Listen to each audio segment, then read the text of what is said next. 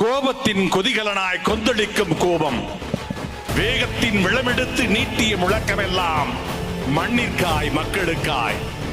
மண் காக்க புறப்பட்ட மரத்தமிழ் வேந்தர்கள் புண்பட்டு புதையுளியில் வீழ்ந்ததனால், தமிழர் நிலை தாழ்ந்ததனால், சீரும் தமிழன் செந்தமிழ் மறவன் அண்ணன் சீமான் இப்பொழுது உங்கள் முன்னிலையில்.